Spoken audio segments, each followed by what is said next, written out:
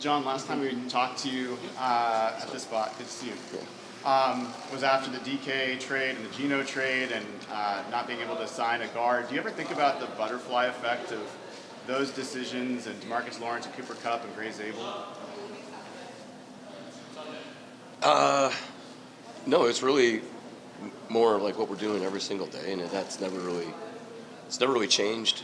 Actually, it's never changed since 2010 when Pete and I came here. I mean, it's like, what are we doing every single day? What are our contingency plans? How are we improving in every aspect of our operation? And I think that's how Pete and I totally hit it off. And so I understand like the angst. I definitely feel it, but it's not how we operate. It's like, okay, what are we doing every single day to get better?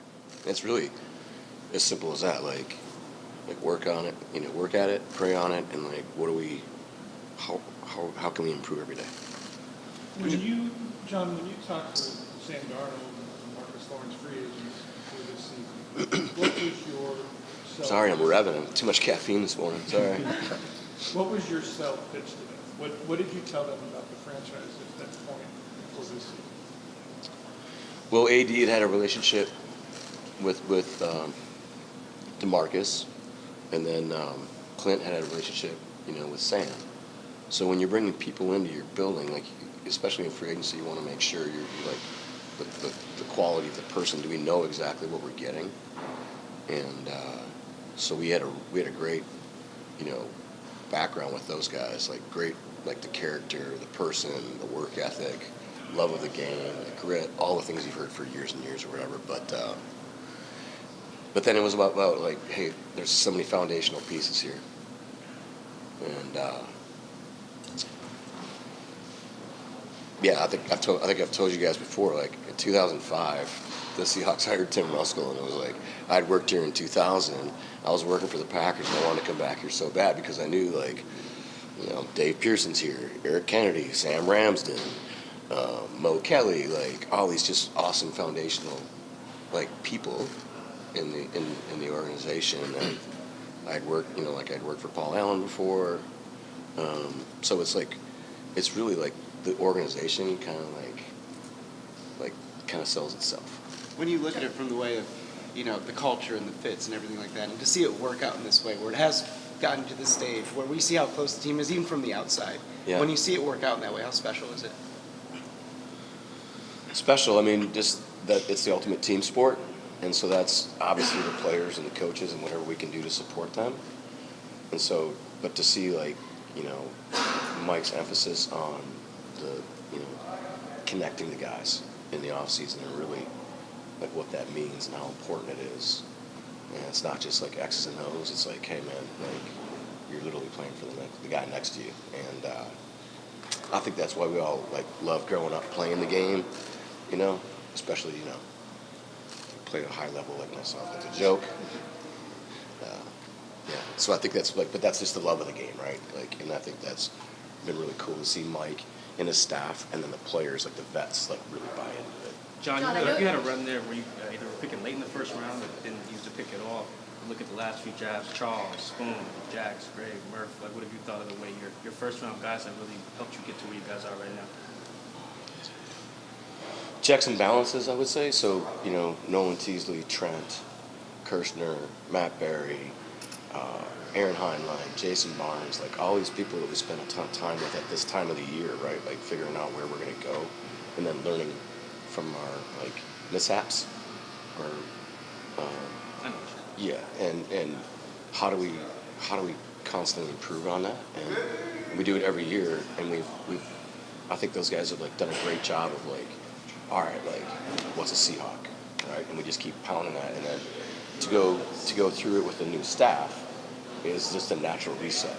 So now you have a new tight ends coach, you got a new runner, you know what I mean? You got this whole group of new people that you're learning, you're trying to evaluate, and so all those people coming together, like, okay, it's kind of a cool reset. Figuring out, how you sharpen your skills. John, this is the third youngest roster in the league. How set up do you feel you are for sustained success? Oh man, honestly, that's like this is a year to year, right? We kind of go 2-3 years out from a planning standpoint, but I've never, and this is not an arrogant thing to say at all, but I've never felt like we haven't been set up for success. Like, again, getting back to the people in the building, like you come to Seattle, like we can support you, like nutrition, sleep studies, like we got you. And so I've always felt like we are set up for success. How far can you take it? I mean, every year, I mean, it's a different.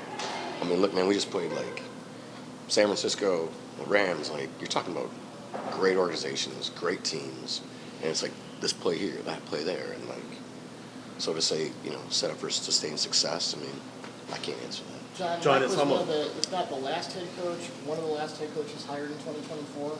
When you look back at what made him the guy, and has he even exceeded your expectations since then? Mike, it was, like the clarity of, and I'm sure you guys know this speaking with him. It's like this really clear, thoughtful, intense, intelligent messaging. And then it's when you sit down with somebody, it's like, okay, how can I see myself partnering up with this person? And we did it in the same manner like that Pete and I did. It's like, all right, can we sit down and be like simpatico, and like, are we gonna be able to work through our ugly times together? Because there's gonna be a lot of them. And that was what was very clear about Mike, and exceeded expectations. I think that's hard to gauge because you're so into the moment every single day. It's hard. We don't. It's like the man in the arena thing. Like you like step back. Like we're not able to like step back like everybody else is, and it's just like you're just constantly going. It seems like yesterday that he just like walked through the door and like said hi to everybody in the building, and yeah. John, So it's almost exactly 16 years ago this week you were hired here. Could you have imagined still being here 16 years later? no, Yeah. yeah, super blessed to be able to raise our boys here, Ben and Jack, and then everything's Tracy's done for the autism community. Yeah, it's a total blessing. And then to have like our vision of, I read this really cool article the other day about like culture is an artifact of relationships. So it's like, is it that hard to just like treat people the right way, work your ass off, and do it the way you want to do it. And we've been blessed to be allowed to do it the way we want to do it. And that's Paul Allen and Jody. I believe you're the only GM that has had two different coaches get to the Super Bowl that you worked with. What are the differences you feel between that build and this build, and how do you reflect on it for yourself as well? You're making me reflect on it right now. I better get ready for these questions. Oh man, very different. Very different people. I would say competitors, yeah, same, but like different. Like those guys were edgy, man. They were like us against the world. John, you should have drafted me higher. Like Marshawn, like MF'd me one day because I didn't trade for him earlier. Like those guys were like more edgy. These guys are like, I don't know. It's different. It's a different generation. Like these guys have bought into like I'm not saying those guys didn't play for each other. That's not it. But it's like these guys are just like they're really together, and they've bought into the 12 as one mentality. I'm sure it's like picking between like your favorite children. Where do you put this roster as against all the ones that you've built? I can't do that. I mean,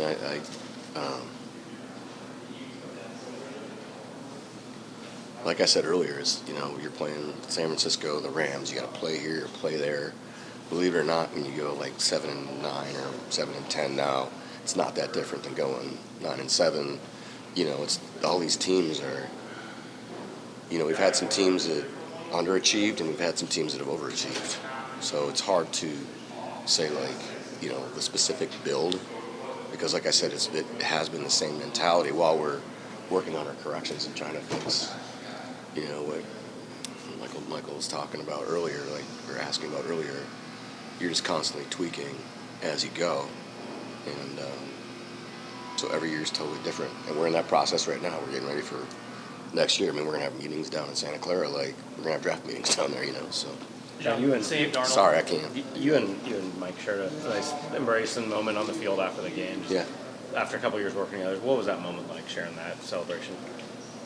just blessings. Just a lot of prayer, a lot of hard work, a lot of tough conversations, tough decisions that he's embraced right away, and yeah, it was amazing.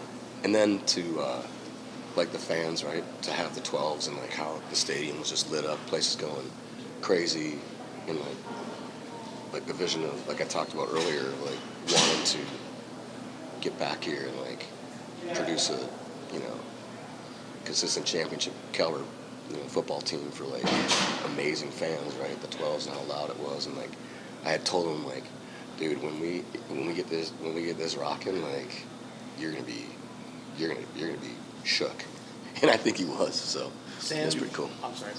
The season Sam had, what have you thought of that? And just the guy he's been behind the scenes, and also what he's done the last few weeks after the injury. Yeah, everything that Clint had talked about, Kevin O'Connell, all the guys that we had done our research with, just the person, the competitor, the way he treats his teammates, the leader. He hasn't flinched. It's kind of like I think we were all more panicked, than what was going on than he was. He was kind of like looking at us like we had three heads. He's like, what's everybody so worried about? With the injury, even? Yeah. So he's like, I'll be good. So I haven't seen a lot of quarterbacks like not throw a ball and then go out and play like that. And we've been blessed to be around some pretty damn good ones. John, going back to the Rashid trade, like looking Cold back, in here, huh? going back to the Rashid trade, did you know that Torrey's issue was as big of a deal at the time, No. or was it a little bit of serendipity that it just happened to work out that way? Yep, serendipity, God's work. Just we have been talking to the Saints, like, and when I say talking, like begging, for a while, and it wasn't like a big negotiation. They were kind of like, all right, well, this is what it's going to take, and it was like, all right, well, we're going to do it. We had planned on having Torrey and Rashid as our like top end, take the top off guys, speed threats. And literally like that week, Torrey was like, man, I'm not feeling real good. Something's going on. And so we, Sam and Strick and those guys they seemed pretty worried. So then we started doing all the scans and everything. So, but Torrey's in a great spot. That guy's gonna be an amazing player. He's a great guy. I don't know how much time he spent with him, but he's an amazing person. You just did the deal with Charles a couple weeks ago. Yeah. How important was that to get that done? And Huge. We have a lot of work to do coming up, and investing, getting Jody's approval to be able to invest in the person was big for us. So here we were able to work it out. Joey Lane did an amazing job with that, and just kind of like just day to day. It probably went on for I don't know, maybe like 4 or 5 weeks, and so to be able to left tackle. I mean, you got Abe done too, so that's the Yeah. last time we talked to you. Yeah. Just the importance Oh, yeah. of kind of getting these guys signed up. Yeah, cornerstone dudes, but again, the people and then the competitors, and they're two totally different animals. Like two totally different athletes. You were there to help. What's Kenneth Walker shown you for his future? For his future. Yeah.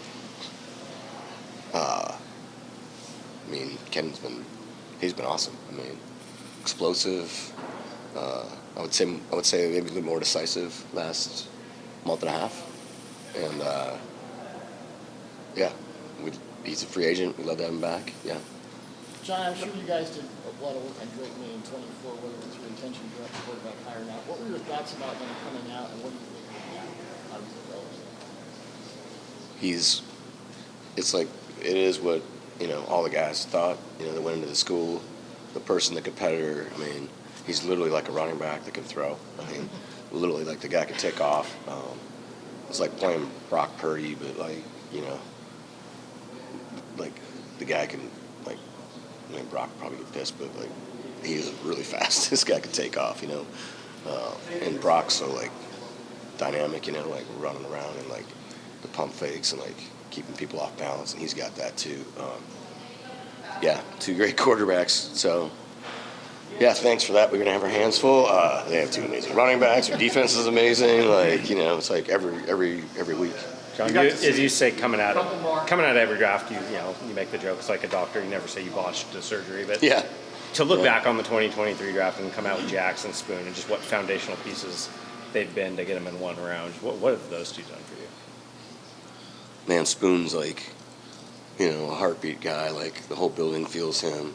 And then they're just like these completely different personalities, but yet in their own right, like everybody just like, totally respects Jaxon the way he handles himself. And it was amazing to have, two guys that we thought were, top like 5 to 7 players in that draft. To be able to draft both those guys was pretty incredible. You got a chance to have Paul Allen stand for the NFC Championship, the 2 NFC Championships. What did it mean for you to help Jody raise the flag for this last one?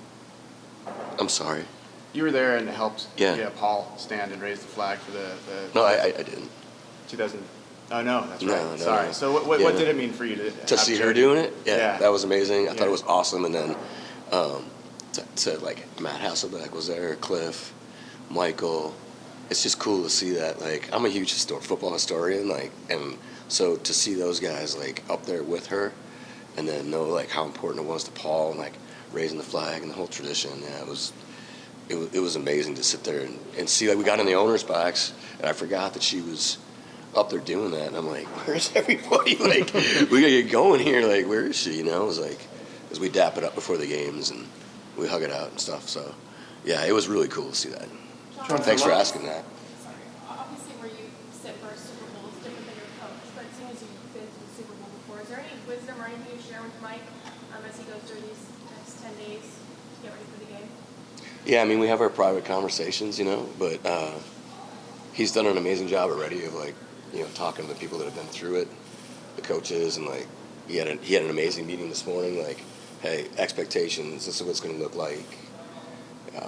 His messaging is really awesome. Like he's he's very clear with his messaging. He doesn't like stammer around like I am right now. You know what I mean? Like, he can go like right at it, And so he hit the players like, hey, this is what it's going to look like. This is what the team, we go through the team, the week, all that kind of stuff. So, and he'll continue to do that the rest of the week. But yeah, he knows. John, does it mean anything to you that it's a rematch with the Patriots in the Super Bowl? No, I've tried to like have that like not. Yeah, thanks for that. Yeah, try not to think about that too much. That was an amazing game though. But it really doesn't. It's like, okay, like what's the next team we're playing, and it doesn't. John, you mentioned you had some teams that underachieved, some teams that overachieved. Do you feel like this is one that overachieved based upon your preseason expectations? Great question. Paul used to ask me like, "What's our record gonna be?" And I'm like, he's like a data guy, I'm like, you're trying to tell the guy that like, started Microsoft, like, I think we're gonna be 9-7. You know what I mean? Like, it's all about like the expectations and like, but I think when we got into training camp, watching how Sam was like interacting, with his teammates, and then like how everybody was like really buying into the walk-arounds and Mike's making it about the continuity and the connectedness. I was kind of like, man, these guys are. But I'm Catholic and I'm a warrior too, so it's like, all right, well, where are we deficient? So I always think like that, like where are we? What are we missing? So my brain's always kind of revving like that. You won You got named executive of the year for the first time in 16 years. I guess, what does that mean to you at this point? Does it mean anything to you at this point to get an honor like that? Yeah, I always give Ryan Grigson's a good buddy of mine. I'm always like, yeah, I was like, so Andrew Luck, that was a pretty hard pick. Huh? Thanks for the flash, Gordon. No, it's really the coolest thing about it is it's like, getting back to like those foundational pieces like I was talking about.